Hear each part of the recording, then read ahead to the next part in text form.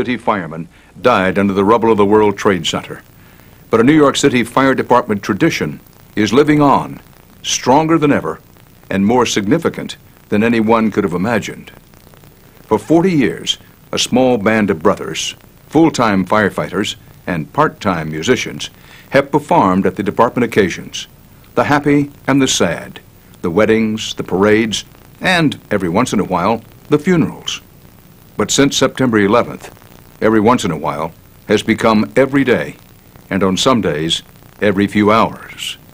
By the time we share our Thanksgiving dinners, the band will have played at about 300 services.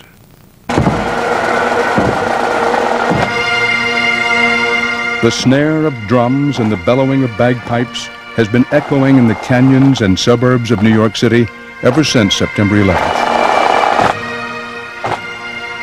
We played at many other funerals over the years, but this has been just, it's like almost every day.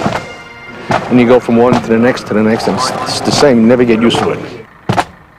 The 70 members of the New York City Fire Department Emerald Society Pipes and Drums have hung up their firemen's helmets and donned kilts full-time. I've played more in 6 weeks, buried more guys in 6 weeks than I've done in 23 years as a firefighter.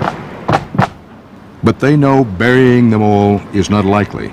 Only a few firemen in these ruins have been identified. For most, this will be their final burial ground. For those who are found, there are funerals. For the rest, memorial services. And the band will be there for all of them. The men plan to be playing at churches beyond Christmas.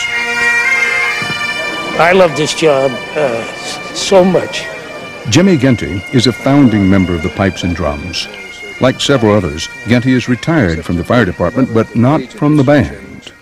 It's something that we have to do when we want to do, because of the great loss and the brotherhood in the job.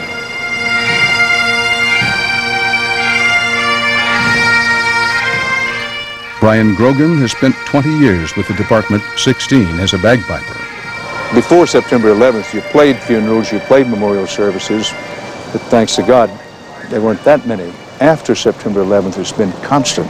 What's that like? Reminds me of that movie, Groundhog's Day, when every day just doesn't stop.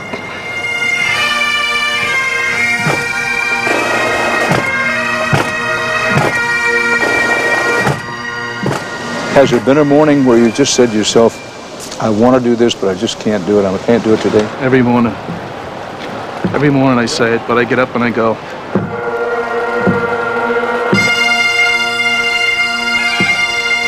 Tim Grant is leader of the band. A lot of people, they lose a family member or they lose a friend. Maybe it might have been a young person, an old person, grandfather, or something like that. It's usually one person, one at a time, you know. So everybody here knows 20, 30 people. When do you ever in your life lose that many people in one day that you know? It is routine to have 10 services a day. One Saturday, there were 21. The band often is spread so thin that only a few players can show up at each service. Tom McEnroe remembers doing 4 in one day. We started at 10 o'clock in the morning, we did a 10, a 1, a 4, and a 7 o'clock at night. Many days, the men travel hundreds of miles, driving from church to places like the Bronx, where Sean Talon was mourned. Talon was a trainee, 2 weeks short of his 27th birthday, single, a former U.S. Marine.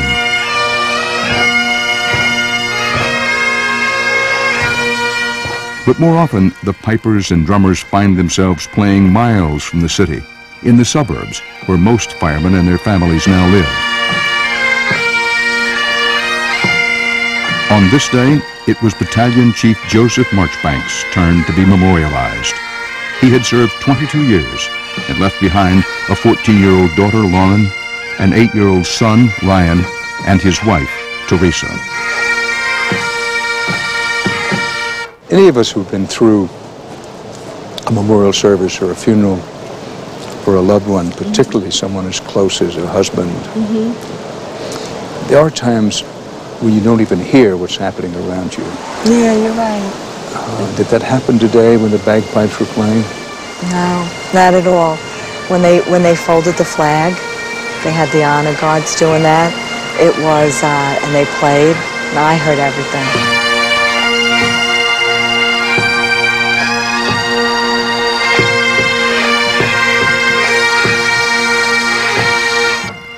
What Teresa Marchbanks heard best and loved most was the final farewell.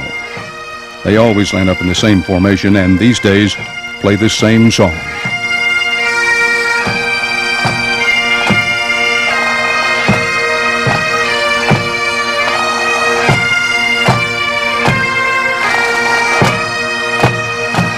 I could have rode like that for a couple of miles because I didn't want it to end. Yeah, I didn't want it to end.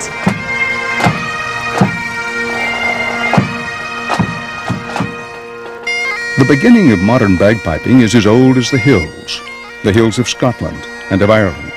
Centuries ago, it was a call to battle, urging the brave to fight on. That piercing cry would echo from glen to glen. The blasts of bagpipes may seem more fit for marching than mourning, but their power is unmistakable.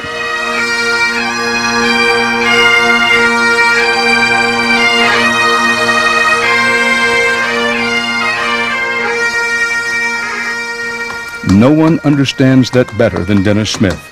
He wrote the best-selling book about New York City firemen, Report from Engine Company 82.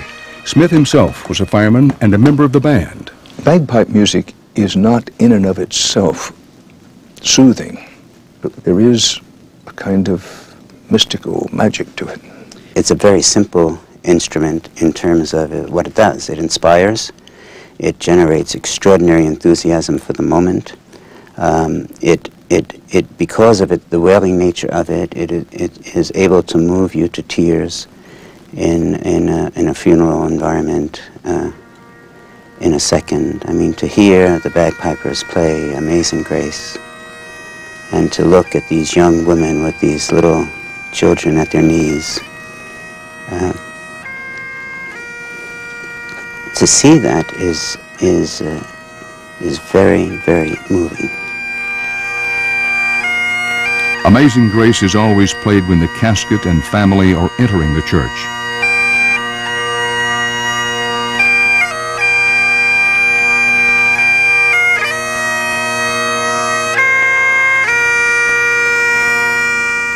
For pipers, this is a heartbreaking moment.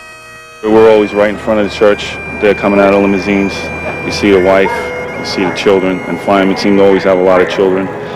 And everybody's like lost and hurt, and you're standing right there.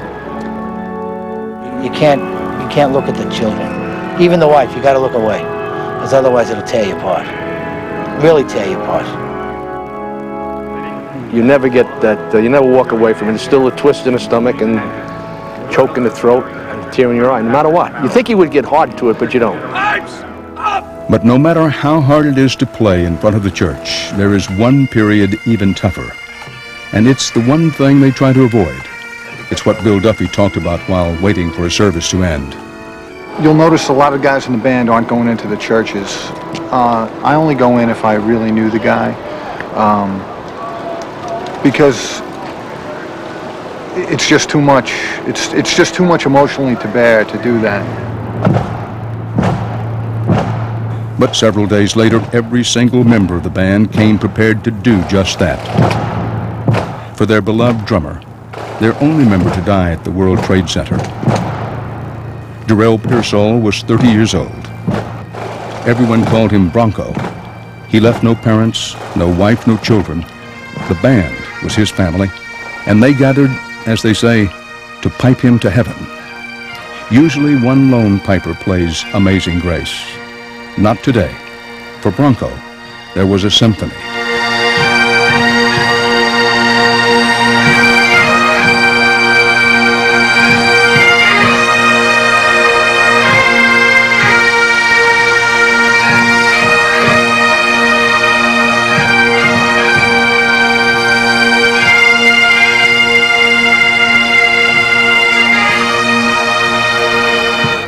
And when the playing stopped, they all carried their instruments and their love through the church doors.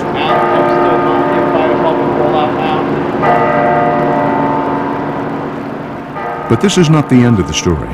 Life for the band, as for the rest of us, is slowly returning to normal. With every week, there are fewer funerals now, fewer endings, and more beginnings. Only 2 weeks ago, Brian Grogan got a taste of that himself. You may remember Grogan felt like he was living in the movie Groundhog Day, with funeral after funeral after funeral. But not this night. It was his daughter's wedding, and the men from the Emerald Society were there, playing a different tune, making it last a joyful noise. This was one day Grogan hoped would never end. You know, it sets aside what I've been through and what the rest of the fire department's been through and the rest of the world's been through. This is the greatest feeling in the world.